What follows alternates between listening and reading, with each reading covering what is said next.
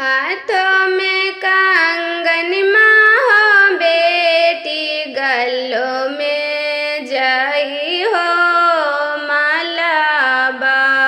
पापा जंघिया बैठला हो बेटी, जो हाला मम्मी के बटिया, जो हाला मम्मी के बटिया।